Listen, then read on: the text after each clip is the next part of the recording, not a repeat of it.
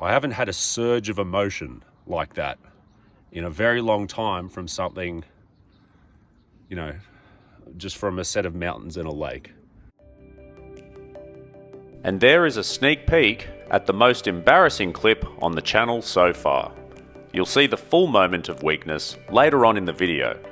I was in two minds whether to include it at all, but if it convinces you to visit Morskie Oko, then it served its purpose. It's a magnificent place and well worth the 21-kilometre round trip, mostly on pretty dull terrain. Yes. Before we get to the hiking, I wanted to start off with a quick word of warning that I only figured out late the night before.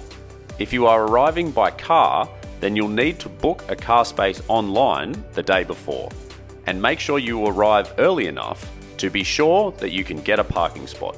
Your day will be infinitely more complicated if you stuff this up, because it does get very busy later in the day. After paying your entry fee, we have an estimated time of 2 hours and 20 minutes to make it to Morskie Oko. But I think we can shave a bit off that by keeping up a steady pace.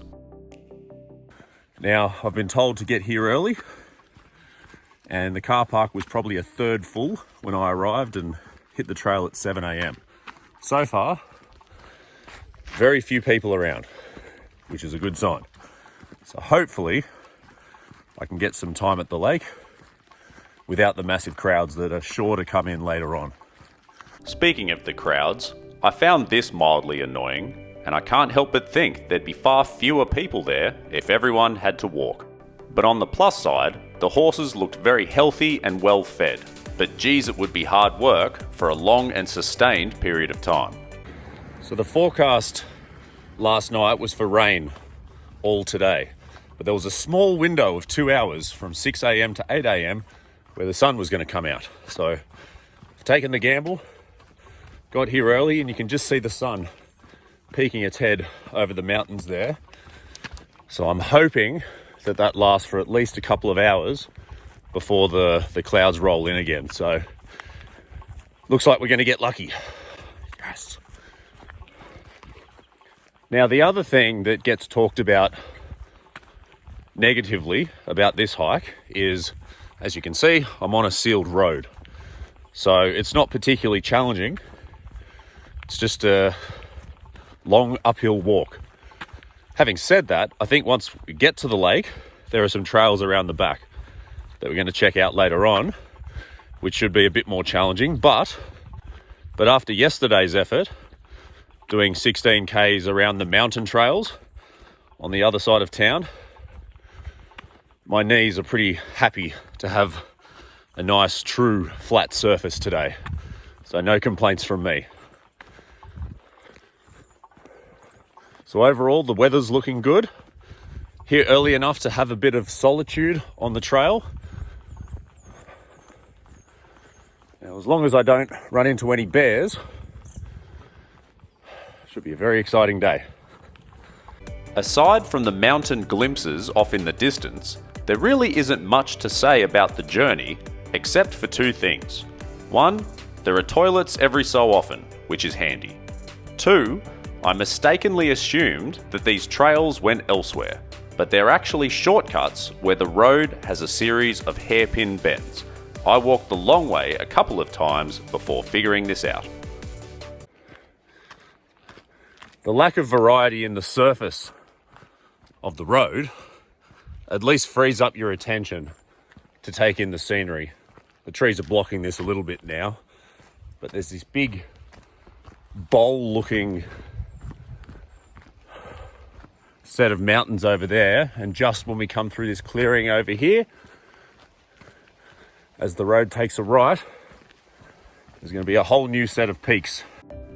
Turns out that bowl-looking thing was actually where we were headed, so forget the peaks to the right. As I got closer, this became pretty damn obvious, and the size of this bowl started to make things very exciting. Anticipation was growing as I got closer, and it wasn't long before I walked up on this glorious view for the first time. It felt like I had walked into a grand cauldron of nature. Yes, I'd seen plenty of photos of the place, but nothing could prepare me for the real thing, and I will admit to being a bit overwhelmed by it all.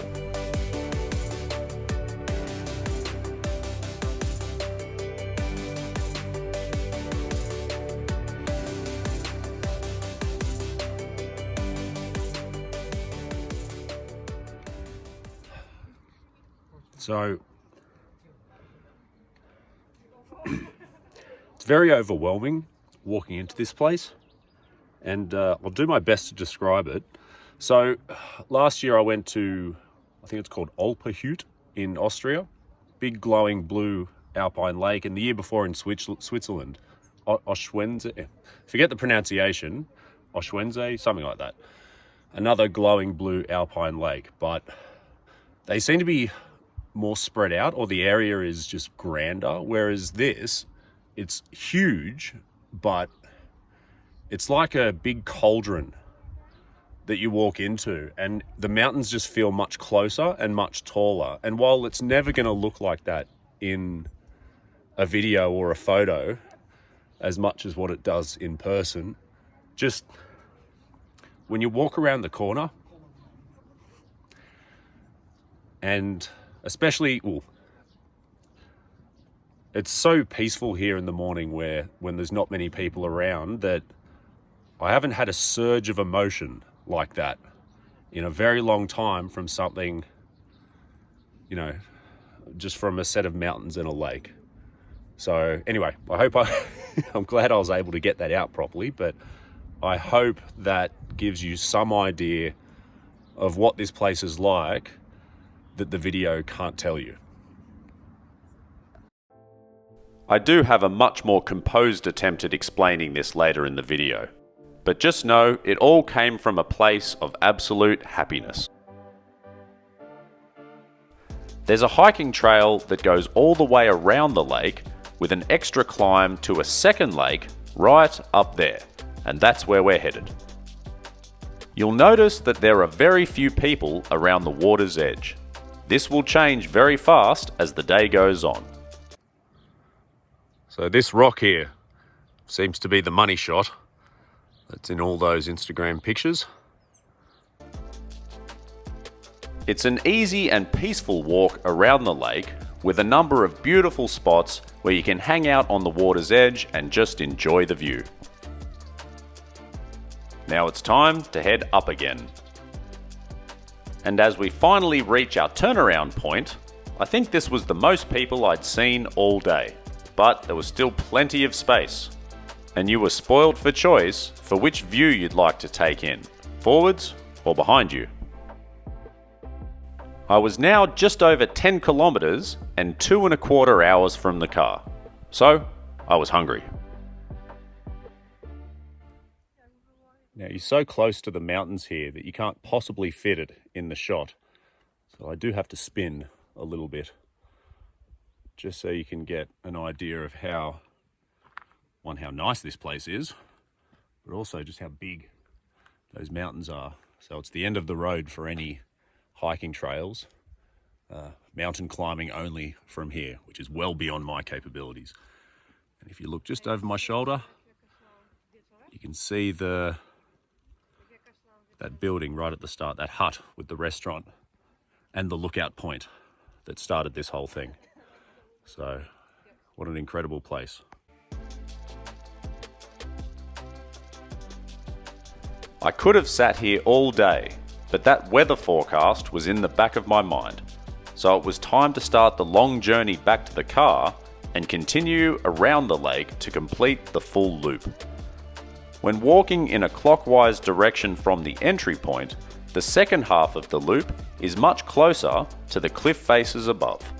This gives you great perspective in terms of the scale of these mountains, and some of the views are very daunting. But there's also plenty of nice lakeside places to stop for a rest as well.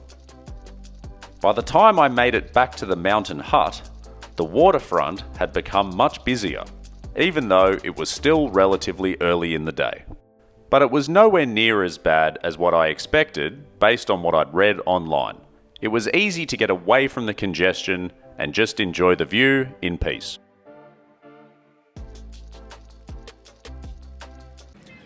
So now that I've done the full loop and had plenty of time to compose myself and get used to the surroundings, I guess what I meant to say earlier is that the moment where you first come around the corner and lay your eyes on this incredible panorama, it's just one of those special moments. So I'm about to walk back around that corner, and I don't want you to see it because it's the sort of thing you just have to experience for yourself. So make sure you get out here one day so you can. Now for the long, long walk back to the car. Okay, nailed it that time. So a couple of final points I'd like to make about the road element of things.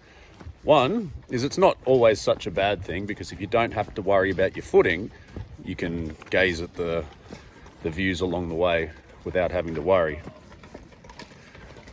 The second, hang on a second, another one of these. The second is that there's nothing rewarding about walking downhill on a road for 10 kilometers. So if they were renting out bikes at the top so I could roll my way down, I would jump on that in a second. The only remaining question is, can I beat the rain? Because it's coming. I think I'm only 20 to 30 minutes away from my car, so I'm going to avoid the worst of it. But I do hope, for the sake of everybody up there, that it passes quickly. Well, you can't win them all. The rain has come. That light rain turned into absolutely torrential rain a few minutes later, and I had to jog the last 20 minutes before the water soaked through everything I had and would kill my phone. This is my very soggy self explaining what happened. The full story will be in my next video, where I go through my entire Zakopane experience. So stay tuned for that one.